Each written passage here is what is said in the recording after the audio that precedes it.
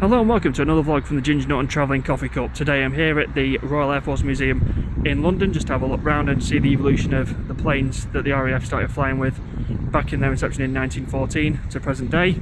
And I'm currently stood in front of a Spitfire. So yeah, let's go and have a look round. Hope you can join me.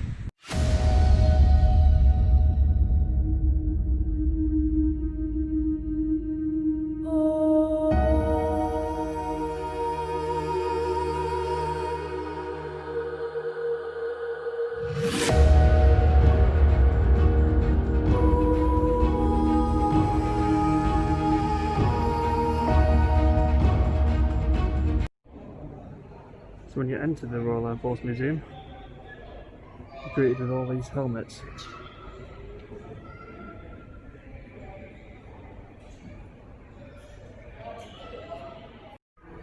As soon as you walk in, you're greeted with figurines of all the different arms of the Air Force. And then right behind it, a rocket. Or a missile that we used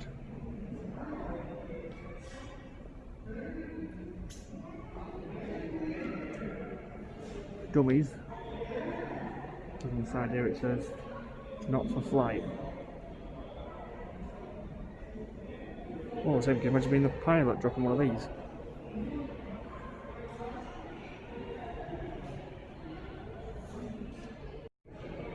We've got more ordnance, even one with a parachute. Then above me, all these other type of bombs that the Royal Air Force would have dropped.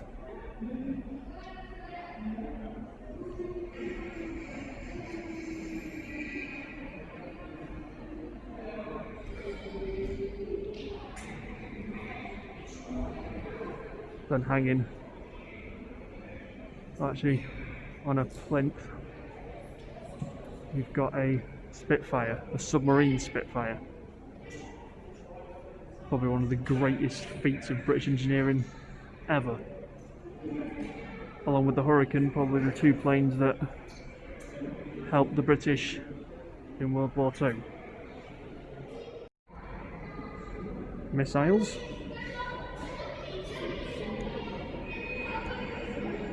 Use computers to find their target and inevitably destroy them. And there's the names of all the different ones as well. So you've got a Meteor missile, a Red Top missile, an AIM-9 Sidewinder missile, a Sky Flash missile, an ASRAAM missile, and a Fire Street missile. I think if you're on the receiving end of one of these, you're probably not going to survive. And there's the engine from the Hurricane during the Battle of Britain.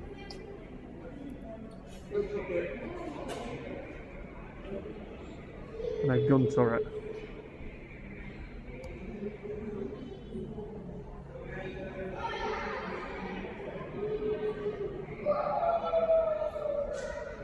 And then behind it, the front end of a Hawker Hurricane. And to go along with the submarine Spitfire, got missiles and bombs from submarines with all the different planes that were used at sea during the many different conflicts that we had.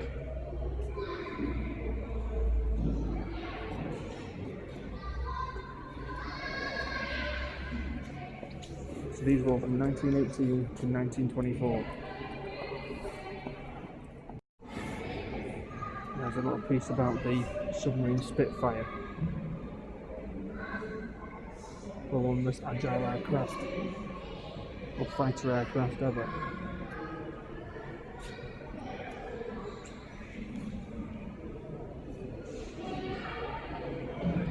And it towers above you. Now, we had these, which are probably one of the most recognisable planes from World War II. But when we think of the Royal Air Force, there's probably one line of the RAF that we probably all know and would recognise in a heartbeat. The Red Arrows. Probably the most well-known display team in the world. Used to fly with Vulcan and Concorde until they were both retired. But they still fly today.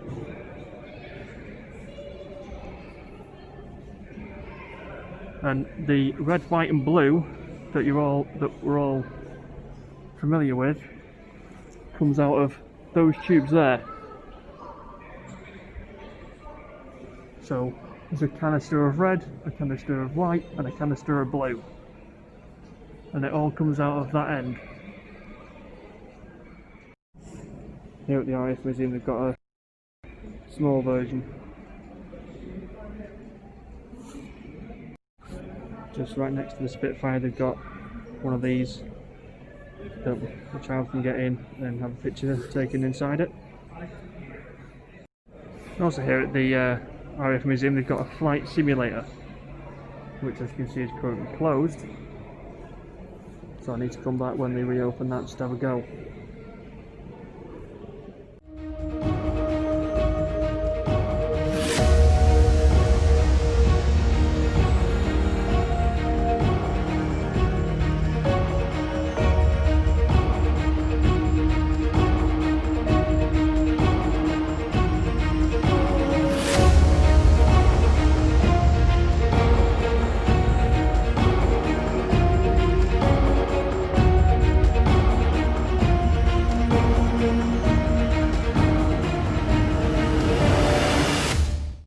These vehicles were used to relay information back to the Royal Air Force when they were going to go on bombing runs, either during World War I, World War II, or the Cold War.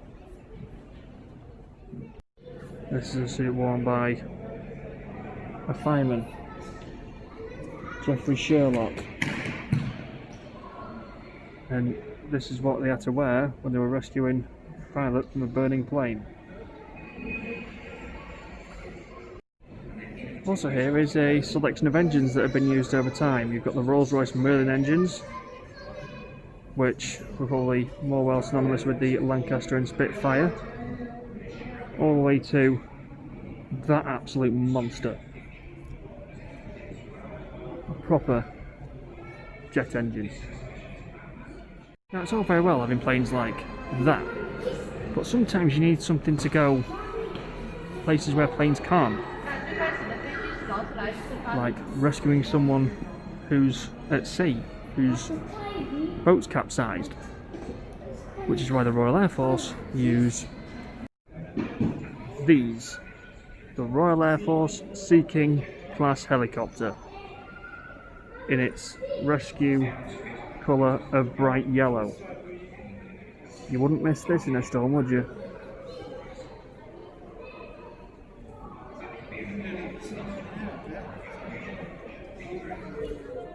Now, as the years go on, we obviously need planes to help us guard against any potential threat in the future. Which is why the RAF spent millions and millions of pounds on these bad boys. The latest addition to the Royal Air Force. A wonderful piece of American engineering. Look at that Bombay.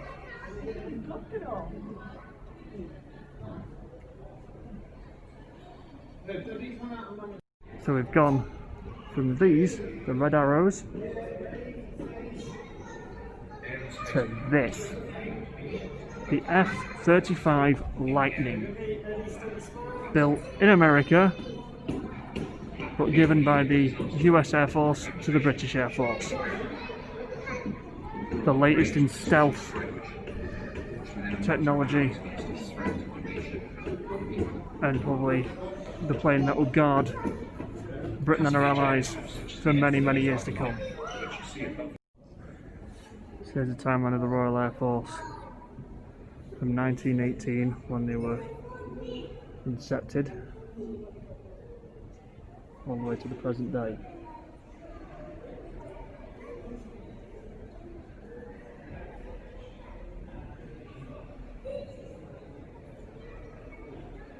And here's probably the pièce de résistance of the Royal Air Force currently, the Eurofighter Typhoon. Either one of the greatest pieces of engineering there's been over the past 20 years. And there's the F-35 Lightning in flight, developed by Lockheed Martin. Wonderful aircraft. And this is the future of the Royal Air Force. A little bit smaller than the one above my head. Single cockpit. And a brief description as to what it's going to be. First plane capable of both vertical takeoff and landing in supersonic flight. The previous inception of one that could do a vertical takeoff was the Harrier jump jet.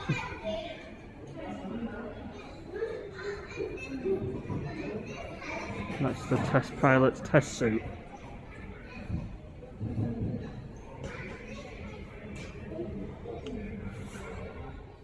But along with manned flights, over the past 20 years we've seen a bit more of a role for precision strike,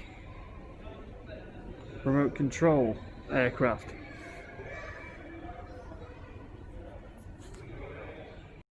Also at the Royal Air Force Museum, on anything that used to be interactive but can't be, they put no fly zone on it. Nice touch. Now that looks a little too familiar to a plane that I really want to see but probably won't be able to. The B-2 bomber. That's the Royal Air Force version.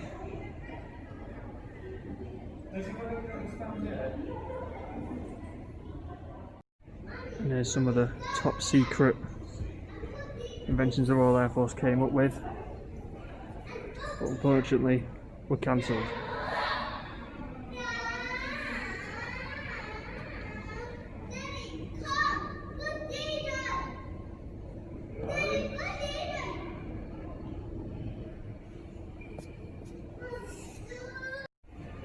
And there's some of the inventions they came up with for speed.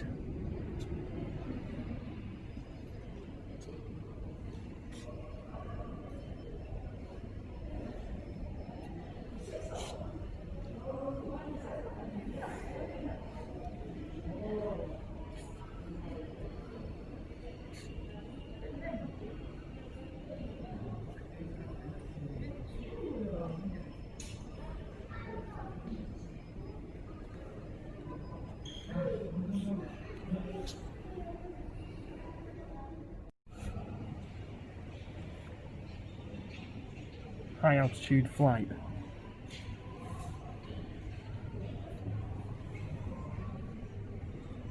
Another one built by Avro. And then finally, the Tornado in German Luftwaffe paint scheme. Right where the cafe is here at the Royal Air Force Museum, we've got this massive seaplane.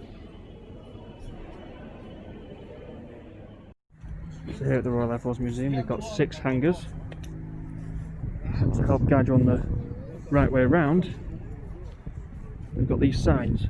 Please bank right for hangar 2, hangar 6. And on the way to hangar 2 we've got these 2 boats outside with the Royal Air Force target on the side. So that trophy was given to Claude Graham White, who actually did the first long haul flight. Today it's probably not that long haul from London to Manchester in 1910. This is one of the first planes that people actually learned how to fly in. The Blair Rock 27.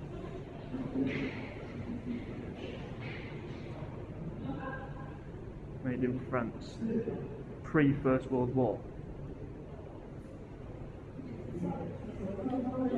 And then you've got a RAF, one sat very proudly. It's amazing to think that in the space of 100 years, we've gone from one of those to the F-35. That is pretty impressive. And that is an Avro 504K, built by the same company who went on to build the Vulcan.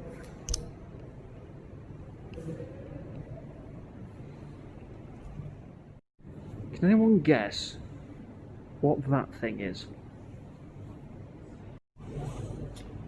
It's a 1918 propeller press. So that's what they used to put propellers on front of these planes. And there's an idea just how much the war affected Britain's aviation industry. Fewer than 250 planes built before or during 1914, but by one of the last years of the war, it was 600 a week. So in the space of 14 years, went from these two combining 80 horsepower and 50 horsepower respectively, to this monster creating 350 horsepower. That's quite a jump in 14 years. And there's one of the old names for the Royal Air Force, the Royal Flying Corps.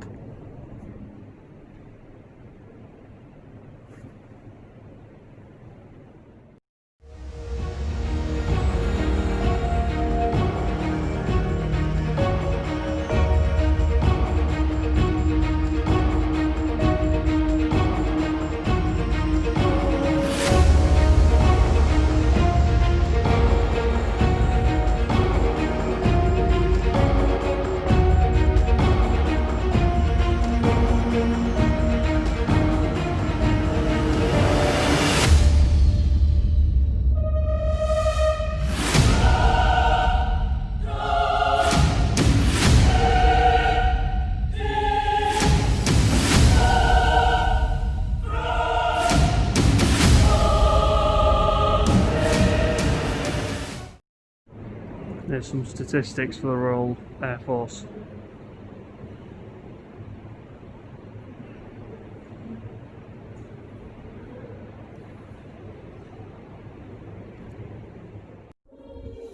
In Hangar 3, we've got lots of different artworks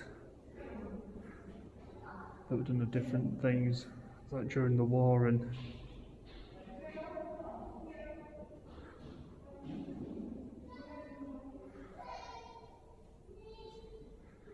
pretty spectacular, some of them actually.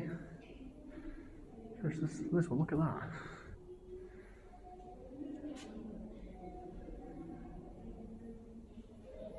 That symbolises the Battle of Britain.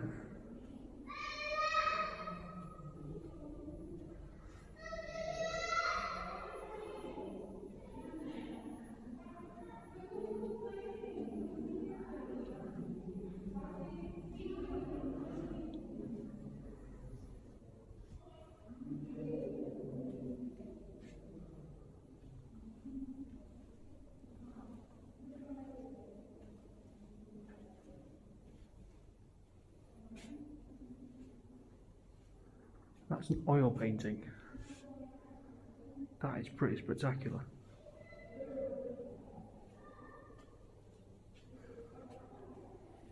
London during the Blitz. One of the cities that was majorly bombed by the Germans in World War II.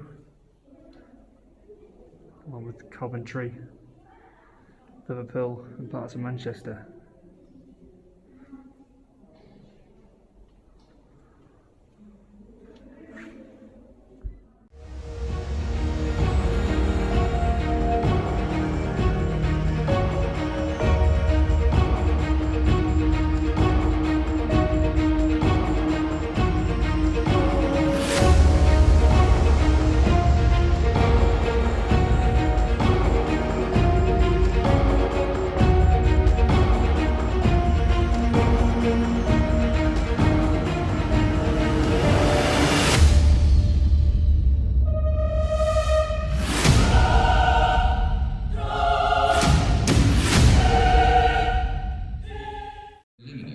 let's go and have a look at some aircraft that are from probably one of the biggest battles that the Royal Air Force has ever faced. The Battle of Britain. First one you see when you come in is a Supermarine Spitfire. Not just one, two. And then a Hawker Tempest. And also, you've got the Hawker Hurricane. Shot more planes down the Battle of Britain than the Spitfire, but it doesn't get quite as much recognition as the Spitfire does. Now, in every air battle, there's always two sides. The British had the Hurricane and the Spitfire. The Germans had this.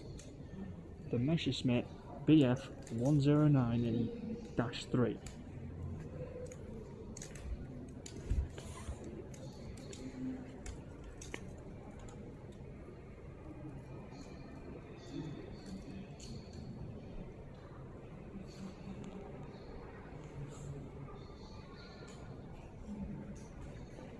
Looks like an original one.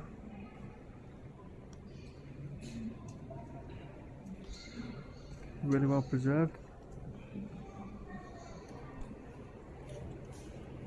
And it even has the Luftwaffe symbol on the side.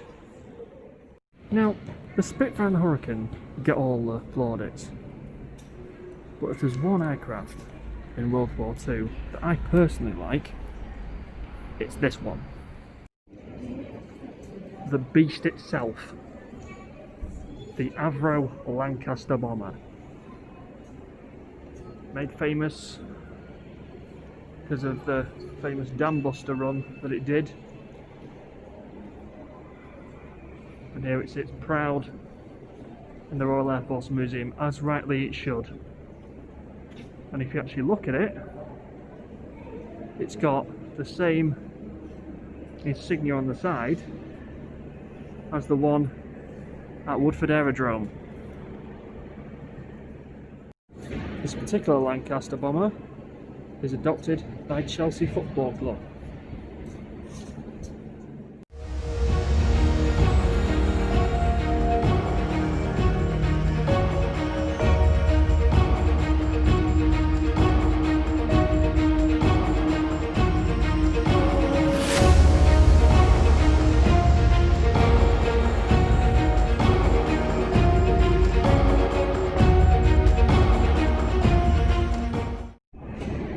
Quite rightly, that mission's got its own part of this museum. And there's the inventor of the bomb that destroyed all those German dams, Barnes Wallis.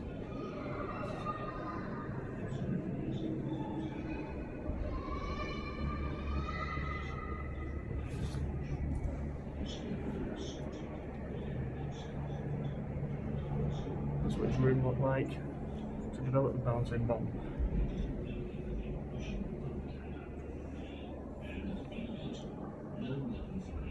That's the result of the bouncing bomb run. One of the dams. With its wall missing. There's a replica of the bouncing bomb. The squadron that made that daring run in Germany was 617 Squadron. Now, imagine doing that run with no sat-nav, no GPS, no nothing. They actually had to design lights that met in a V-shape where the bomb was dropped, and, well, we all know what the end result was. So there's the Junker GU-87D and the Heinkel HE-111H-20.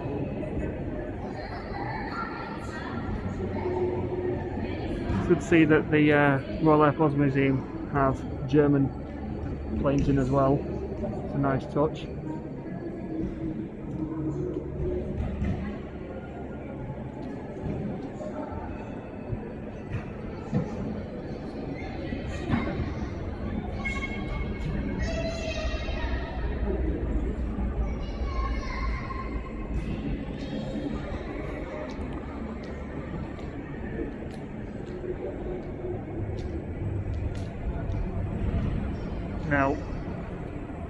there's one thing that's basically become a massive thing over the recent years: mid-air refueling. Now imagine being the pilot having to keep that in there until your plane was filled up with fuel. Not the easiest. Now if you watch my video that I did at the Woodford Aerodrome, I told you about this bombing run. So the Vulcan set off from there, went down to Ascension Island, and then to the Falklands. Problem is, you can't fly a Vulcan bomber to there and back again with no refueling. So they had to use Hercules to fill the Vulcans up. Fortunately it succeeded, and not soon after the Argentinians left the Falklands, and they have been British ever since. And there's a drum unit of how to refuel an aircraft. And that's what it looks like when it's being done in the air.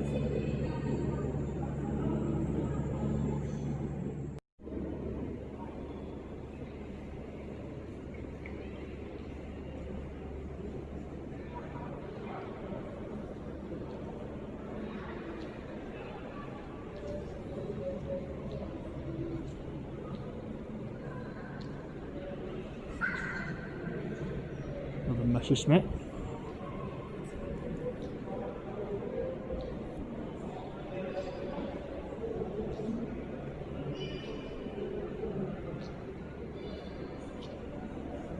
There's a Rolls-Royce Merlin engine, and what it looked like when it was put inside a plane.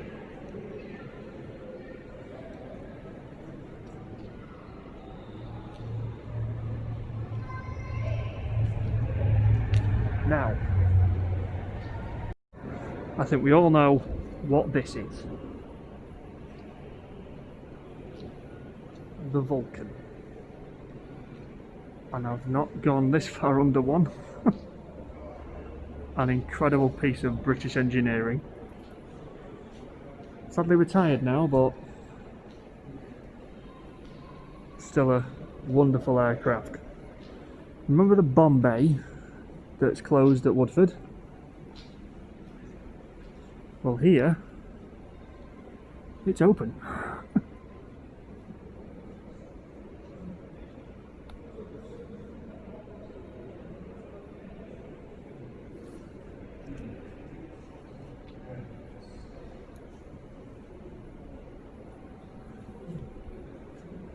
Can you imagine the size of the payload this thing actually took?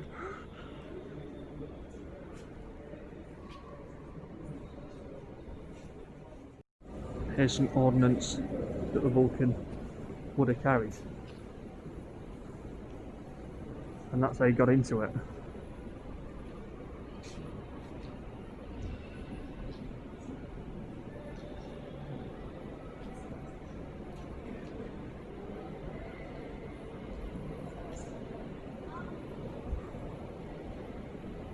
And that's where the Olympus engines were.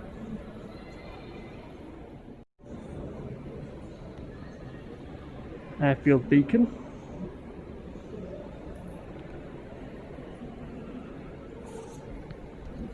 Check this out.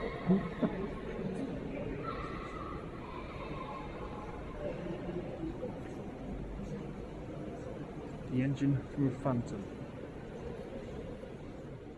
Now, if you remember the video I did at Woodford, you know the bomb bay for the Vulcan there isn't open. This one, however, is. Look at the size of it.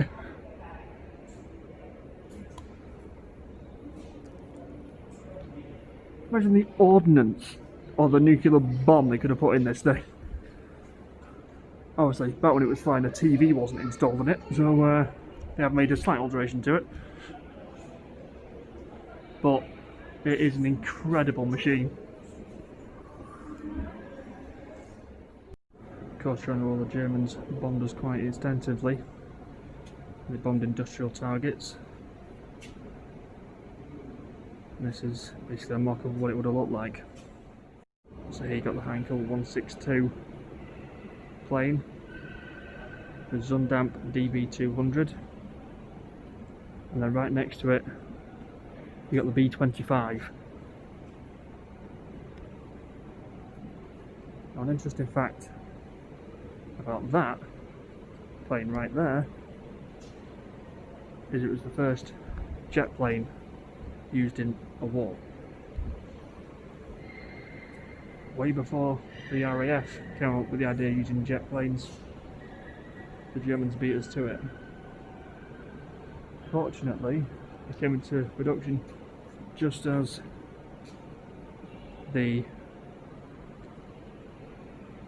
America, Britain and the rest of its allies were starting to take a bit more of a foothold in the war. Now, with the Sea King that I showed you before, here's the evolution of RAF helicopters.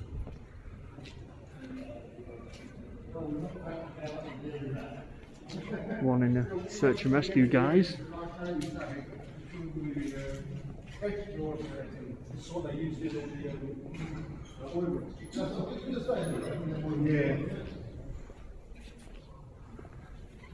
This one was, or this model was used to transport people on and off oil rigs.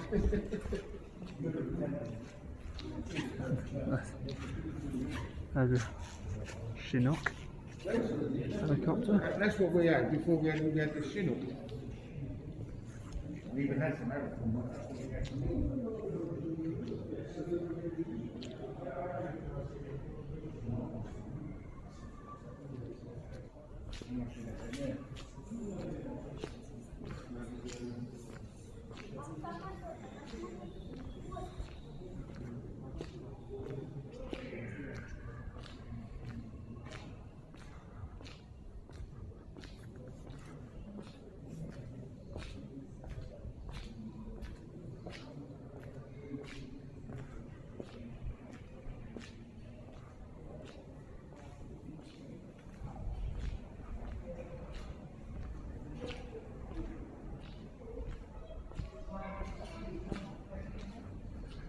Now, with all these propeller planes right next door to them are the jets. Now, these are ordnance for planes that we'll probably see in our skies today.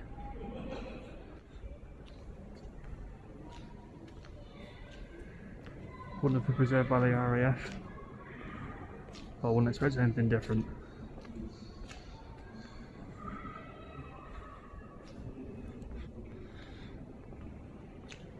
That's a Tornado.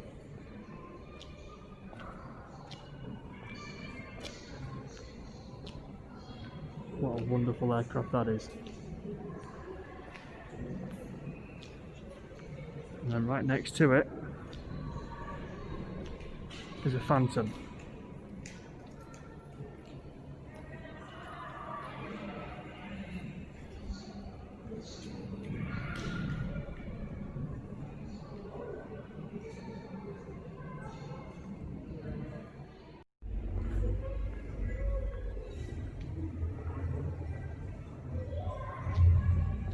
Hawker Typhoon with ordnance.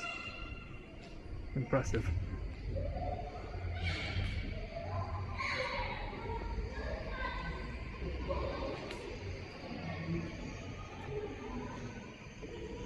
Another Rolls-Royce engine.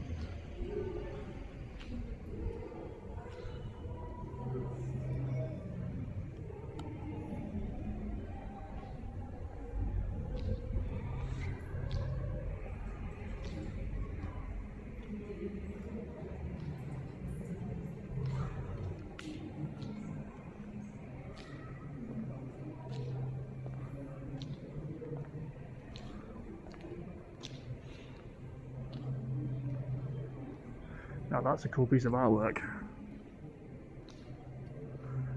The Hawker Hunter FGA 9.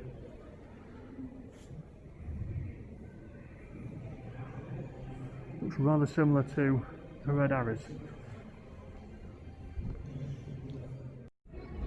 Now, these are ordnance for planes that we'll probably see in our skies today.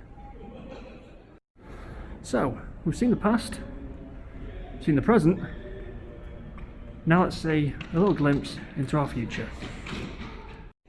Check out these bad boys. Eurofighter Typhoon, Harrier jump jet right over there in the corner, another Tornado with ordnance,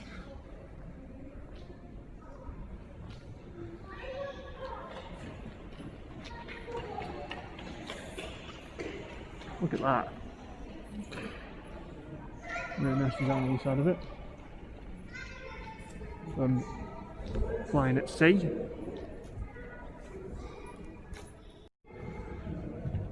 That's for unmanned missions. Harrier jump jet, as I said, hanging up there. Then the cockpit of the refueling aircraft and the front end of a Chinook. And then two absolutely massive bombs over there.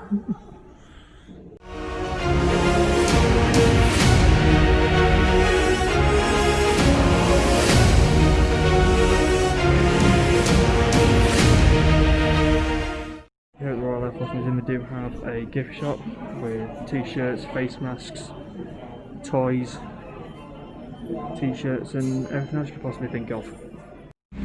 So before we close out today's vlog here at the Royal Air Force Museum in London, the reason why there's a Hurricane there and the Spitfire all the way down there is because they are the gate guardians for the Royal Air Force Museum. As used to be a Royal Air Force base right here, and that is actually positioned as to where the runway was before they built the pitches and the housing estate over there. So I hope you really enjoyed today's vlog here at the Royal Air Force Museum in London. If you did, please like, comment and share the video, as it really does help, and I'll hopefully see you all in the next one.